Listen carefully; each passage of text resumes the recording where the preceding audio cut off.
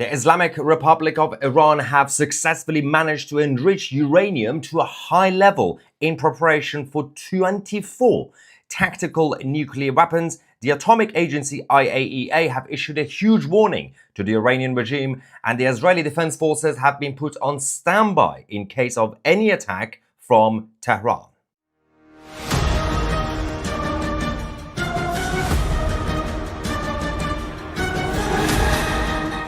Hello everybody, welcome to Tusi TV, your global news channel. I'm Maya Tusi, and the Islamic Republic are finally making their move. They have successfully decided to, in secret by the way, over the years, continue to enrich uranium, despite the original agreement which was negotiated by Barack Hussein Obama, despite the fact that they said, well, President Trump cancelled the Iran deal, the Iranian regime and the European Union and the IAEA, the International Atomic Energy Agency, continue to say, of course, we're still on the same page. Of course, we are the Iranian regime. We're not going to do anything crazy. Guys, we just want nuclear energy. We just want net zero. We really care about net zero. And the Israelis, Netanyahu and Mossad, kept exposing the secret nuclear program that Iran had, and everybody ignored it. Now, even the IAEA, which by the way is technically respected by the Iranian regime because they have to, they have now exposed Iran. Let's get into the details. So the reports that the IAEA have now published confirms that Iran's stockpile of 60% enriched uranium has now reached 408 kilograms. That's 60%. Experts say with around 410 kilograms, Iran could now produce between 16 to 24 tactical nuclear bombs, each with a 1 kiloton yield, enough to devastate a 500-meter radius, usually targeting a military base. So these are extremely dangerous, considering that a lot of the bases when it comes to the IDF in the region, they're not too far, and they are tactical nuclear bombs, which means that the Iranian regime could use it without actually sacrificing the rest of the Arab world. That's the thing. So these are on a slightly smaller scale, but still devastating for the target. If you hit, for example, Tel Aviv, it's destroyed those bits. But for example, it doesn't have much impact when it comes to Jordan or most of Lebanon. So that is the idea that these guys have. This is despite the fact that the Iranian regime are still technically in negotiations with the Americans. And they continue to deny, and they've been saying, just go ask the Atomic Agency, the IAEA. They have evidence. We're not doing anything in secret. The IAEA have now discovered and have now confirmed in their reports. Let's give you guys more details. So they have, as we said, accelerated their 60% uranium production. This went from 30 kilogram per month to 45 kilogram per month. This is a 50% increase. And on the other hand, we do know that the initial reaction from the Iranians, the Islamic Republic, to this report is disgusting. They denied this, right, initially. Now they're saying, now that they've been exposed, do you know what they're saying? Well, in response to the IAEA report, the IRGC are saying that, well, Europe has continuously violated their own commitments to Iran. So the IRGC sees no reason to keep its own commitments. So they went from denying it, their secret nuclear program, to now saying, well, the West hasn't really been nice to us. So, of course, yeah, we are now ready. Now, this has now been out for a couple of hours, right? A few hours. Why is it? Well, perhaps not publicly, right? Publicly, you're not going to get that the leaders of the Western world making you panic by making a public statement, right? So I really hope that behind closed doors, they're all panicking. I hope behind closed doors, the EU leaders and the US president and the IAEA directors, every single one of them are furious. I hope they are furious. Now, they've been making some statements. I'm going to get into that in terms of what the Europeans and the Americans are doing. But I hope they are taking this seriously, because we've been saying they are doing this. They are preparing the tactical nuclear weapons. Netanyahu continued to stay at the United Nations. Everybody ignored it. Now, let's talk about more of the details. So the Iranian regime have now informed the Europeans and the EU that if it activates the snapback mechanism of the JCPOA, this is the Iran deal that happened in 2015, to reimpose sanctions, if the Europeans essentially impose sanctions again, all equations will change and Iran's attitude towards its nuclear program would completely transform. So again, let me just give you the step by step. Step one, they denied the existence of the secret nuclear weapons. Step two, they said, oh yeah, this report is not true. Then the IAEA confirmed it. Step three, they said, well, of course, but the Europeans haven't been nice to us, so yes, we have been enriching uranium. Step four, which is now, if the Europeans, and essentially they mean the West, but they can't really say everybody in the West because they don't want to include the US, because the US now has President Trump, and President Trump is negotiating with Iran separately. So they keep saying Europe, right? But they mean the West, the whole of the West. They keep saying, now they say step four is, if you don't be nice to us, and if you don't bribe us, and if you impose sanctions. Now, firstly, the first response tomorrow from the Europeans and the Americans must be to impose sanctions, of course. But the Iranian regime says, if you do it, now that we've been called, if we do it, what we are going to do is we're just going to admit that we are now no longer hoping to have a peaceful nuclear energy. We already know anyway. It's already been exposed. Now, there is already a reaction over the last few minutes from the Western governments, which is they seem to be taking it relatively seriously. The Americans under the Trump administration, the British, the French, and the Germans, all four of them, have now called on the IAEA Board of Governors to officially declare Iran in violation of its nuclear non-proliferation commitments. So this is now official. The Americans have already been indicating under the presidency of Trump. Now, for the first time, again, this is the pressure that was created by Trump. For the first time, the UK, France, and Germany have now also joined to call on the IAEA to make it official, saying that's it. Iran have broken the whole agreement, even the verbal agreement that they've been saying for the past 25 years or so. It's over. It's done. Now, we are going to go back to what's happening between the IRGC and the United States, because that's still, the drama still continues. The Iranian regime walked out. They came back. Then the Americans basically left early. Steve Witkoff said he has to go wash his hair because the Iranian regime were being difficult. That could continue now, the whole going back and forth nonsense, right? First things first, in a separate report, the IAEA have also criticized less than satisfactory cooperation from Tehran over its scrutiny of the nuclear program.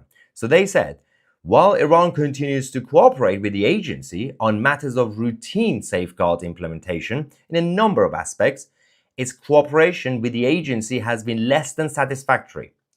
Now, this is the Iranian regime's lack of progress in explaining the nuclear material found at undeclared sites. These are the secret facilities.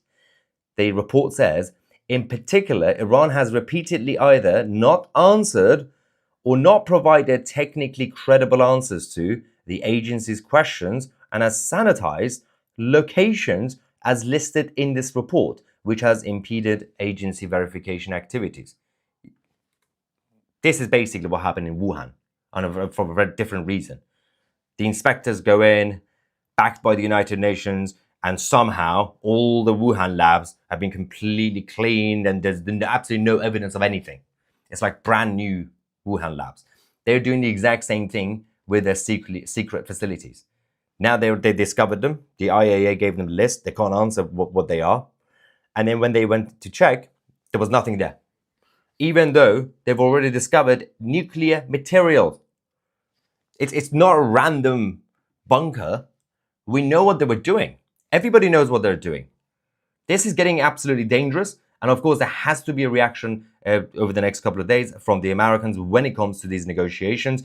On the point of the negotiations, the Iranian regime have panicked as the IAEA released the report, the Iranian regime realized, okay, well, we're going to have to do something. So they might immediately agree to a deal with President Trump. Now, any deal they agree to, they are going to lie. Any deal, the Iranian side are going to break it. But they are panicking, so they're going to just say yes to any sort of interim deal.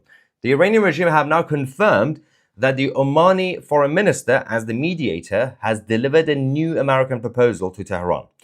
They have now said that the proposal is under review and Iran will respond to it in a way that guarantees the rights and interests of the Iranian nation. So what the best case scenario we're going to have over the next couple of days. But firstly, the reason this is important, the reason I said they're panicking, the first 2-3 times when the Americans gave the proposal to Iran, their first reaction, because they're playing mind games, their first response from the Iranian regime was, we haven't actually received the proposal. They're just playing around. This time they didn't do it. This time they said, oh yes, we definitely got the proposal. We've got it. Don't worry. We're going to respond very quickly.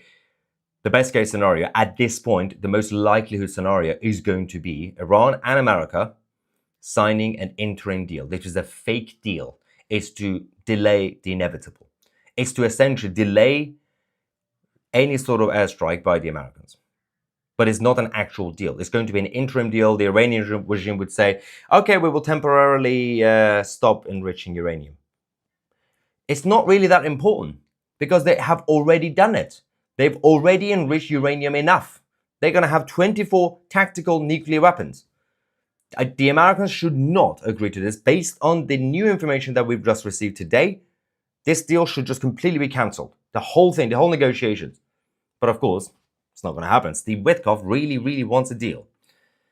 Now, as we said, the IDF have now been put on standby. That's why they have accelerated their operation across Gaza, because there's nothing actually in terms of the ceasefire between Hamas and Israel. There's no hope at this point for now. But the IDF have just confirmed what we reported a few days ago. They finally confirmed that Mohammed Sinwar, Yahya Sinwar's brother, who was the latest and most recent leader of Hamas, is dead. They've confirmed it, that the IDF, the Israeli fighter jets, carried out a powerful airstrike, dropping more than 50 precision-guided bombs in just half a minute. 50 in half a minute. The target was a Hamas command tunnel buried beneath the European hospital in Khan Yunis. The operation eliminated a number of senior leaders, including also the Rafah Brigade commander, Mohammed Shabana, and Mohammed Sinwar, and Mahdi Khora, and the head of the Khan Yunis battalion. Despite the scale of the strikes, the European hospital above was completely untouched. So this is how the Israeli Defense Forces operate. Now, the media immediately said that the evil Zionists are targeting a civilian hospital. That's what they said. In reality, you can see the evidence. The hospital is still there. They did a precise targeting of what was underneath, that the actual tunnel is gone. It's going to be completely destroyed. So it's all surrounding the area hospital. They did not destroy the hospital itself. Now, having said that, this is also the image that we have of the moment, the IDF chief and the head of Mossad, both of them watching the moment of the counter-terrorist operation against the leader of Hamas, Mohammed Sinwar. Now, on that front, there is this reaction from Israel Katz saying that now it is official. The murderer, Mohammed Sinwar, has been eliminated, with the Rafah Brigade commander, Mohammed Shabana, and the wicked gang who were with them under the European hospital in Gaza. And he was sent to meet his brother at the gates of hell. Izz al-Din Haddad in Gaza and Khalil al-Hayya abroad, and all their partners in crime, you are next in line. Now, to confirm, at this point, based on what we now know, it's over. Every single senior leader inside Gaza has been eliminated. This is the evidence that we have, thanks to DIDF and, of course, open source intel as well. You can see every single one of these guys. And top right, you have Yahya Sinwar and all the others and Mohammed Sinwar is the top left, the third one. But that's not the only one. This is the rest of the list as well. Now, every Gazan leader has now been gone. There's a couple of them left who are not actually in Gaza, which means that right now, as we speak, there is no senior leader actually leading Hamas on the ground. There are people outside, but that's it. This is the only thing that we have now. So there is a statement that's just come out of Gaza. They say this is Hamas saying it from Gaza, but clearly it's not coming from Gaza. So this is what they said. Following the national consultations and in light of our responsibility to our people, Hamas has submitted its response to the latest proposal from the US envoy, Steve Witkoff. The response supports a permanent ceasefire, full Israeli withdrawal from the Gaza Strip, and continued humanitarian aid. Or what else is new, right? As part of the deal, Hamas agrees to release 10 living hostages and return 18 bodies in exchange for an agreed number of Palestinian prisoners held in Israeli jails. Did you notice that they didn't actually mention the number of the so-called Palestinian prisoners, the terrorists? It's because it's going to be in hundreds and thousands, over 1,000. That's why. It's embarrassing. Now, they are panicking, so they say, well, we're going to have to agree to something. Yes, thank you, Steve Witkoff, for negotiating this. Israelis, we are ready, please. Oh, by the way, while we agree to the ceasefire, can you also leave Gaza forever? And why would Israel agree to this, right? So that's happening. We're waiting for more reaction from the White House on this the situation with the enriched uranium as well. They're holding their cards close to their chest right now because they want to, I guess, plan for the actual so-called negotiations with the Iranian regime. Tony, thank you for your super chat saying hi, everyone. Hello, Tony. Cameron says, Iran is just showing why it should not be nuclear. Yes. It's quite fascinating, by the way, because a lot of people, I think if I can find this video for you guys, this is, now that you say this, it reminds me of something that the Shah of Iran said when he was still the king in Iran and before obviously he left. If I could find this, because it's extremely important in terms of the relevance and what the Shah of Iran warned before the Islamic occupiers took control. 1 second, let's just, if I could find this in a sec, I'll put it on. While we look for that, let's just get another reaction for you guys. The IAEA are filled with criminous clerks and is not nothing but feckless. I am disappointed with Trump's performance in this matter, no doubt due to the influence of a walkie-wakey Vance, JD Vance. Yeah, so we don't know yet. We still have to wait to see the full reaction in terms of the Americans and how this is going to affect the negotiations. If they're still going to be signing a deal, okay, so I found that clip finally in terms of what the Shah of Iran said. I believe that's a clip. So I'm just going to prepare this for you guys to put on the screen. Okay, let's wait. Still coming up. Aaron says, dirty bombs used less but cause more fallout damage. Yep. And Marina from Israel said, Mossad is watching. Mysteriously, explosions are on their way. But that's the only way that the Israelis could defend themselves. If the Americans are not allowing Israel to strike the Iranian regime's site, then the only way you're going to have something as self-defense is mysterious explosions in Iran. Let me just quickly show you what the Shah of Iran said. I think this is the right clip. I hope this is the right clip. Let's quickly go. Well, first of all, we are eventually in the capability of being Con el tiempo tendremos la posibilidad de ser una potencia nuclear no militar. nuclear power. De ser We have signed agreements for many power stations. Hemos dado acuerdos para muchísimas estaciones. But at the same time, we have signed the Non-Proliferation Treaty. Pero al mismo tiempo hemos... So this was the idea, that even the Shah of Iran kept saying that Iran and the whole of the Middle East should not have nuclear weapons. Nuclear energy, fine, no nuclear weapons, and Iran was the first to sign that as well, saying let's not have any of this nonsense. The moment that the Islamic occupiers took control, the whole policy changed. Then the rest of the Middle East were like, well, we're going to have nuclear weapons too. And now you're in this mess. Anyway, another super chat from Israel. Thank you very much. Let's get some non-super chats reaction from you guys in the live chat. Disgusted Aussie says, Trump needs to move in now. Well, they're going to have to make a decision now. And I can imagine that the Israeli government and the American governments throughout the day or at some point today have now had a conversation with each other. There has to be some sort of collaboration in regards to what the response should be.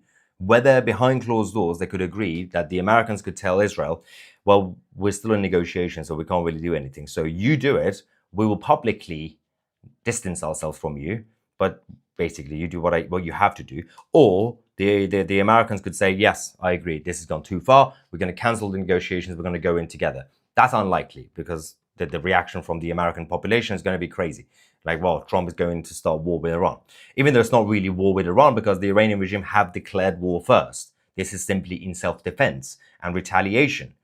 But there's going to be a number of options if they decide to do it, or unless during this conversation, the Israeli government get furious, that they have a bit of a row, and the Israelis decide that we're going to go on our own regardless. We'll find out again in the next few days. Probably much sooner than that in terms of the response. What is this? The Iranians don't even believe uranium atoms even exist. When did this become a thing? What? That makes no sense. Uranium atoms.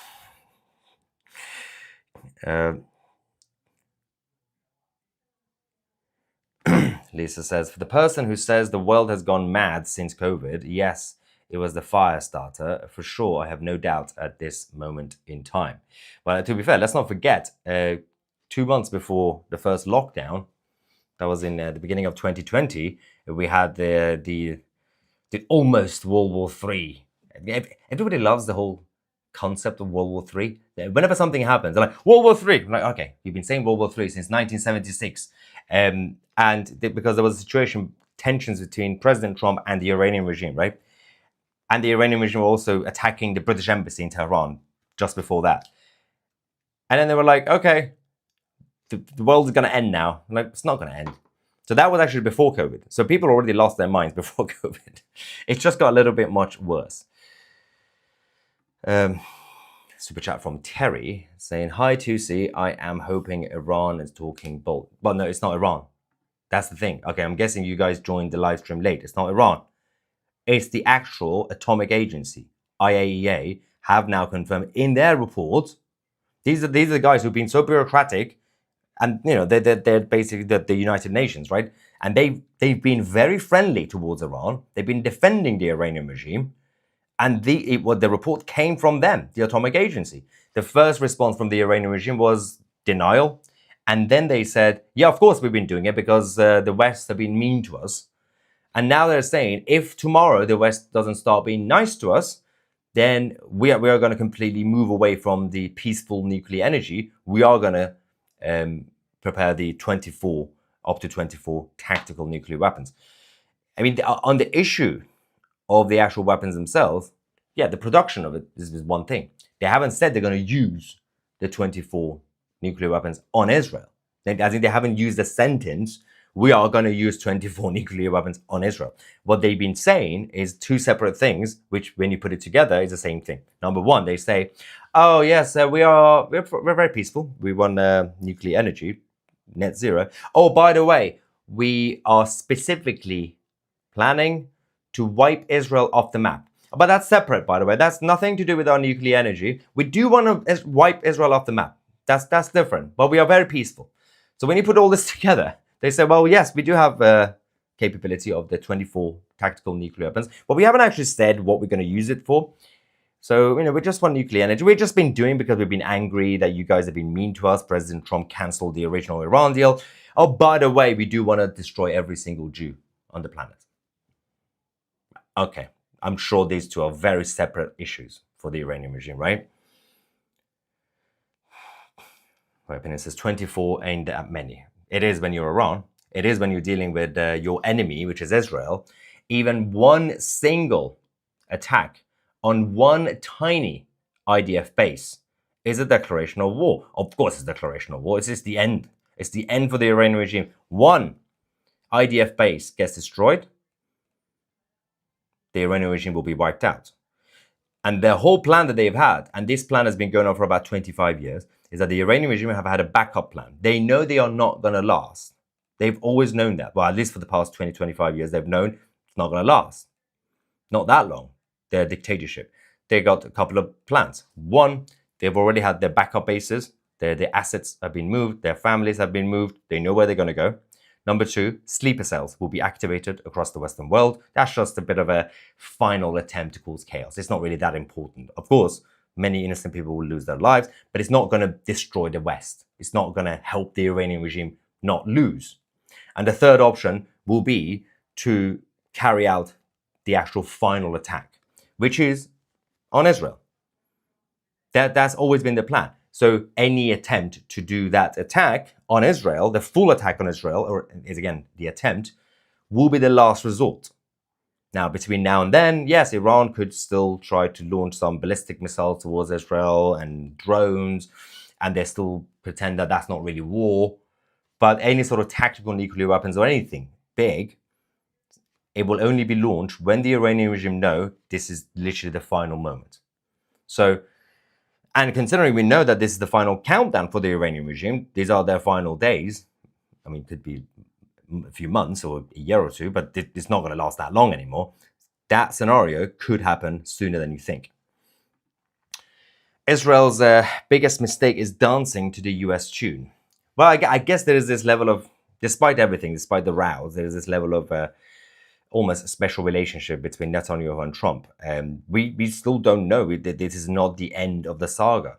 We still have to give an opportunity to both the Israeli government and the American government to finalize the move. What is the next move? Are the Americans actually going to sign this interim deal with Iran? Nobody has signed anything yet. Until that moment, you wait. If 10 minutes later, President Trump signs the deal with Iran, that is not a good deal. If it's not a good deal, then yes, then you criticize. Then you say, that's it. This is not a good move. Trump's made a massive mistake. But they haven't done it yet. So there's no selling out yet, but it's likely that could happen. Fat Cat says, claims of imminent possession can be wrong, but the intent is clear, as is their wishes for Israel. Remember, all pre-nuclear states lie about. Of course, that's the nature of them. Plutonium is a byproduct made from power plants that use uranium. Their bomb is still made. The Iranian regime does not care about the people. Well, of course not, because they're not by the people for the people. They are the Islamic occupiers. It's an occupation that's been going on since 1979. They're not the Iranian people. So, of course, they're not going to care about the people who live in that country. If they were actually Iranian people, I mean, the leadership are not even Iranian. They're Arabs. So it's embarrassing. If they were, then things would have been different. You could just say it's just a corrupt government, for example.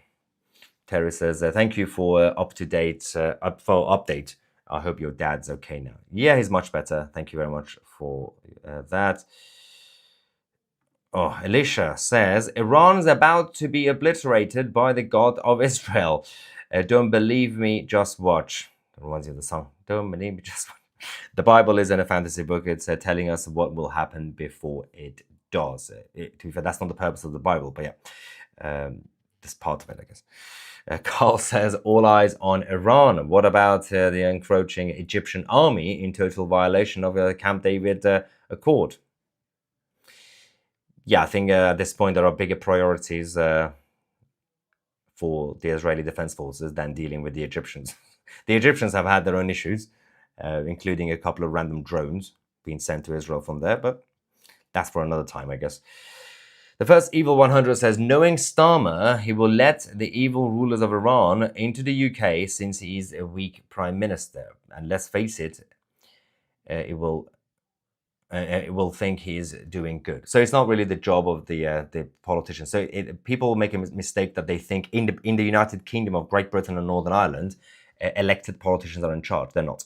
Ministers are not in charge. Prime ministers are not in charge. The IRGC leadership will likely be invited into the United Kingdom, as their kids have already been invited. The kids of the IRGC leaders live in West London, in Chelsea, Mayfair. They already do. The invitation is there not because of Keir Starmer or any other elected politician. This is the Foreign Office. This is the actual deep state, which in the UK we call it the state. There's no deep state because the state is by default the deep state. Civil service runs this country. Those behind closed doors, the faceless bureaucrats run this country. Doesn't matter who the prime minister is. That decision has already been made. Keir Starmer can't even stop that. That is the problem with the British system. Anyway, ladies and gentlemen, we're going to keep an eye on this story, of course, an ongoing development as usual. Subscribe to the channel if you haven't already. And don't forget, literally, if you're watching this live, this is important. 2 hours left, literally 2 hours left for you to join 2CTV Plus, our independent platform. Using the discount code AP25, you get 25% of annual memberships of 2CTV Plus. Just go on 2c.tv or click in the link in the description. Check out the website.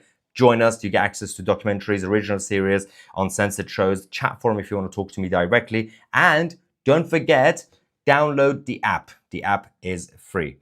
Thank you so much for watching. I'm Maya Toosey, and we are the media.